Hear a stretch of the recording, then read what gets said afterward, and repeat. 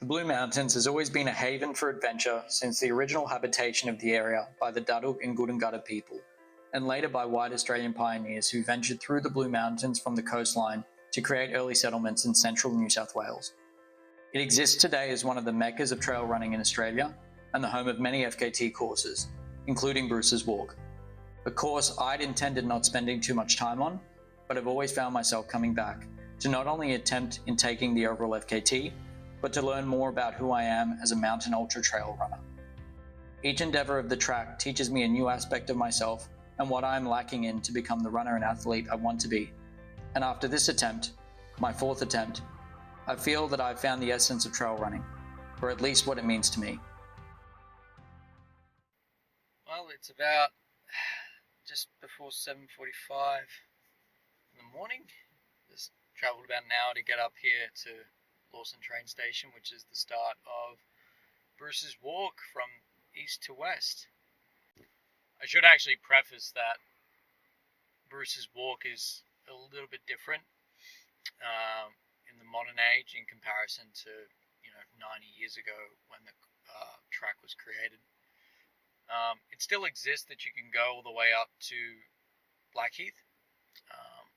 However, for the sake of the FKT, it actually goes to Medlow Bath. So it turns onto Grand Canyon Road at Katoomba Airstrip and then follows the road back to the train station at Medlow Bath.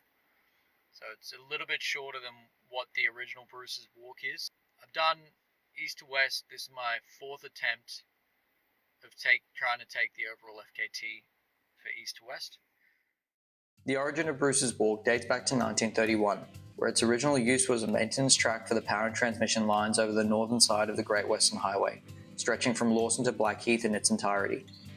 Shortly after its completion, it was promoted to the public as a walking trail, which included the publication of a pamphlet named A New Walk Across the Blue Mountains, which is host to general information about the creation and orientation of the trail, an overview map, perspective drawings of east and west facing hillsides, and a list of local accommodation in Lura and Katoomba.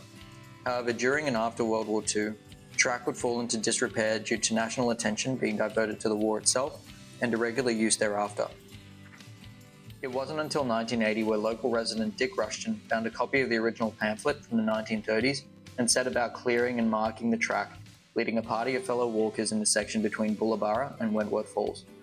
The track was cleared and marked again in 1986 by Jim Smith and Will Hildup, including a section of the track between Wentworth Falls and Medlow Bath. Today, the track exists as what would be considered a very technical trail with steep climbs and overgrown shrubs in some areas. Road sections are existent at the very beginning of the track leaving Lawson Train Station and later throughout Wentworth Falls and after Katoomba Airstrip in Medlow Bath. Despite the track still being accessible to Blackheath as originally created, the FKT ends at Medlow Bath train station, with the course having a total mileage of 21.5 kilometres and elevation gain of around 1,250 metres. This would be my fourth attempt at the overall FKT, having taken the male FKT in my last attempt, which was only 52 seconds behind Rachel Dimon, the overall FKT holder and creator of Bruce's Walk FKT. And here we go.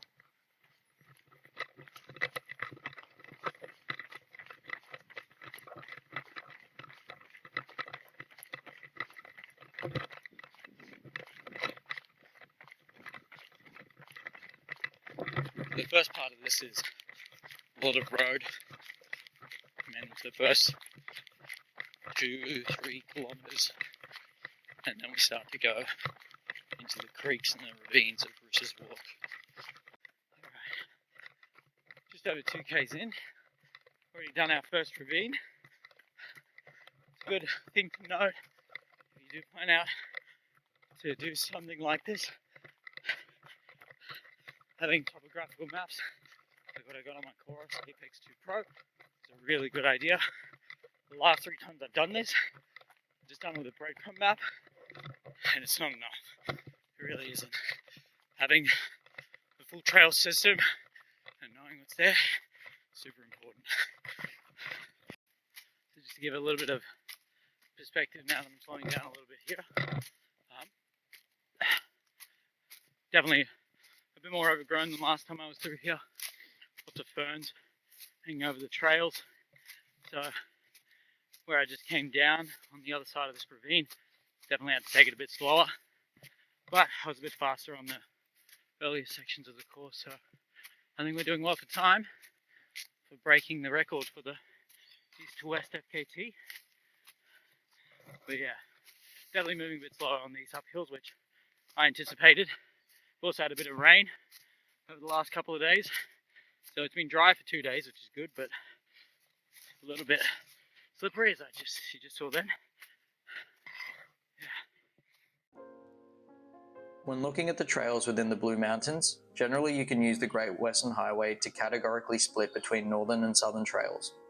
Southern trails of the Blue Mountains tend to be more runnable, which include tracks such as 6 Foot Track, Kidumba, the Oaks from Woodford to Glenbrook, and all Ultra Trail Australia courses up to the 100-kilometre distance.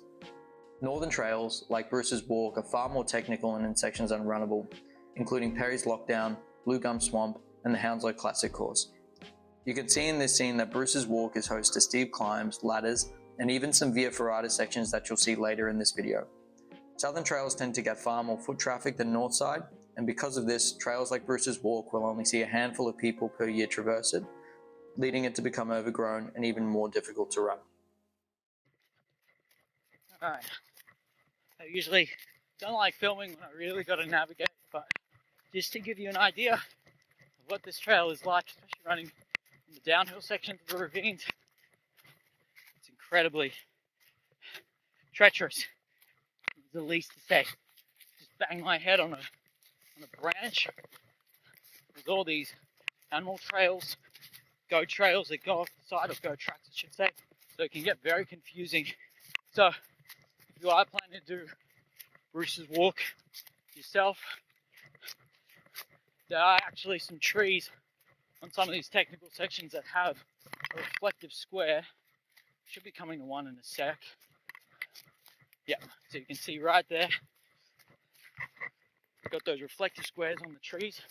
They help to make sure that you're on the trail. I learned that the last time I did this.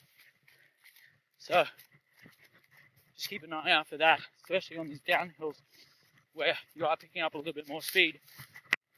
And it is relatively easy to go off on one of these side trails and lose 2 minutes, 3 minutes just figuring out what you did wrong. And again, having full topographical maps in a wilderness area like this is really important as well. Alright, back to it. Now in the thick of the fern forest, we're just about 5.5 k's in. Looking forward to getting to the first road section at Lawson View Parade. Yeah, just to give a bit of perspective, that's where I climbed down from, pretty much zigzagged all the way through here, and now coming up. So kind of gives a bit of perspective when you look back how much you've actually climbed. But as they say, onwards and upwards. Alright, back on the trails again after about 3 k's of road. Made up all the time that I lost. Done this enough times to know where to push, where to hold back, and not being afraid to lose time on some of those more technical sections.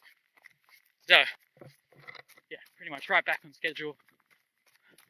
We got a few more k's left of trails, about 5 k's of trails, a couple more ravines, and then Grand Canyon Road all the way back up to Medlow Bath. I am going to be real with you. I'm not 100% sure if I'm going to do the out and back today. I think I might have just overestimated how tough this actually is, especially with how overgrown it is in comparison to last year. But keeping an open mind, you know, it might work out, but we'll see. But here's a fun story about the last time I did this, and part of the reason why I didn't get the overall SKT. So right here, Nathan's Telegram hole, I thought it was like a National Parks worker. So I was about to say, oh, thanks for coming out here, taking care of the trail. Found out it was actually a homeless squatter just chilling in the boot of his car. Pretty sure doing some ungodly things. So my mind's kind of distracted from that. Come down this hill, and right down the bottom there where the trough is, stacked it, cut over my hand. I'll show you some photos of that one. So I had to still be trying to run and maintain a solid pace just to get the time that I did. But it definitely slowed me down a bit, so I'm definitely not going to stack it this time, despite the fact I'm filming a pretty technical, rocky terrain. So one of the telltale signs that you know you're on the track here at Bruce's Walk is the telegram poles. Because, of course, this was originally a telegram line maintenance route through the northern side of the Great Western Highway. So, on top of having the map on the watch, seeing all the trails, you've also got telegram poles to tell you that you're definitely on the right track. Albeit, there's sometimes you go so deep into a ravine you can't even see them. But especially on this section, it gives me a good indication of the kilometres to come. As you can see, all those lines connecting through.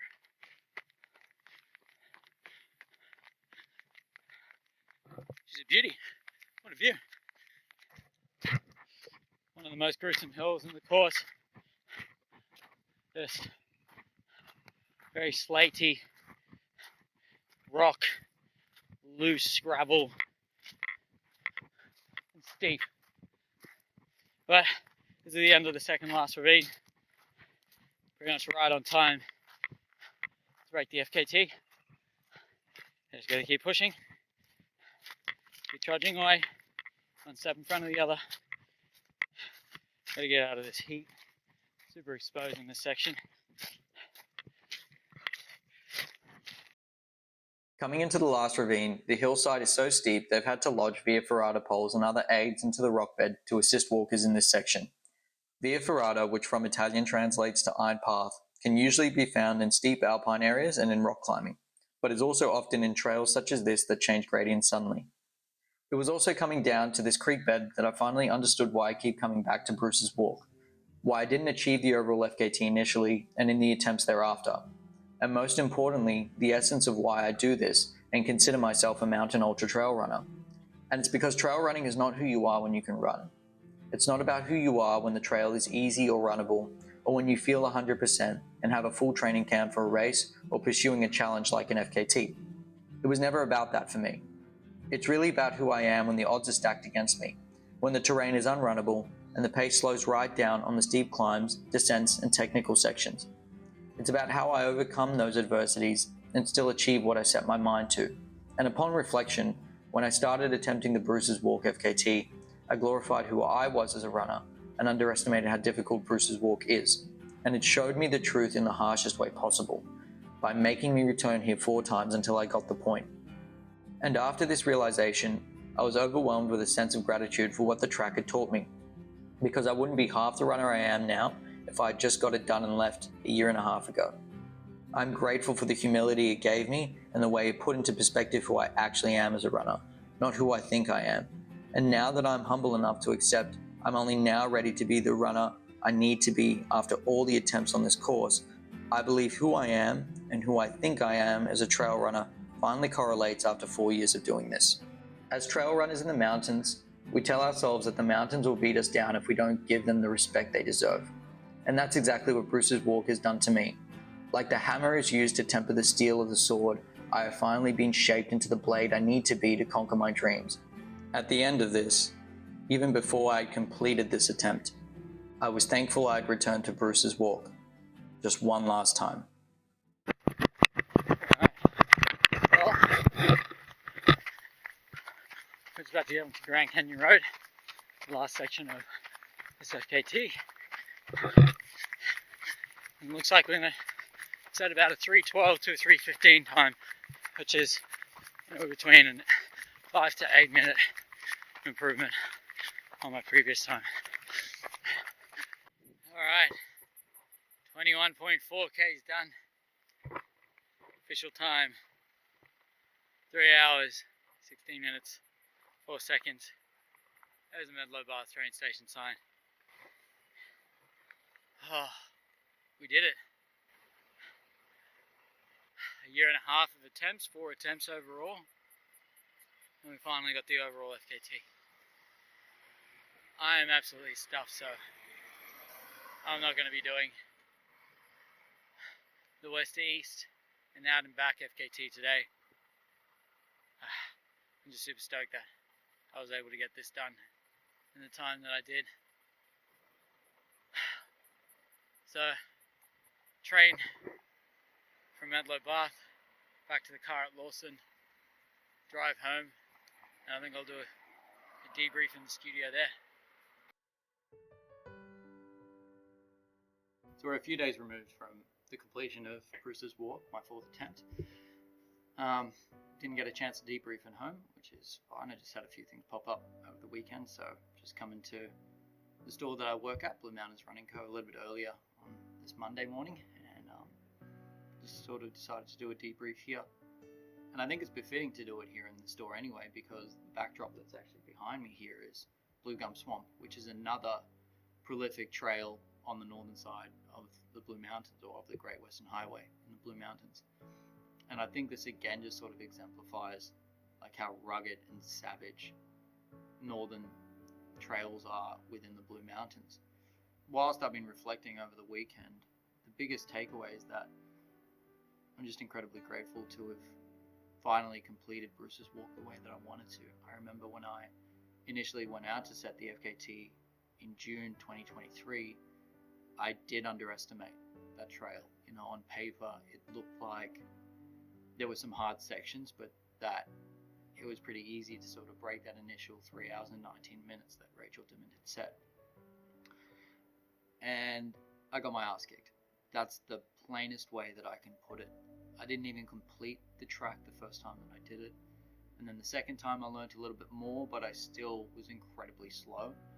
And it wasn't until the third time that I felt proud of the attempt that I had. And still, I wasn't satisfied. So I put it on the back burner, focused on my speed for the year 2024, especially that half marathon distance, coming from doing 50Ks and, you know, smaller distance ultras in 2023 to just winding the distance back and trying to really focus on speed on the trails. And I think that translated to being much more successful this time around.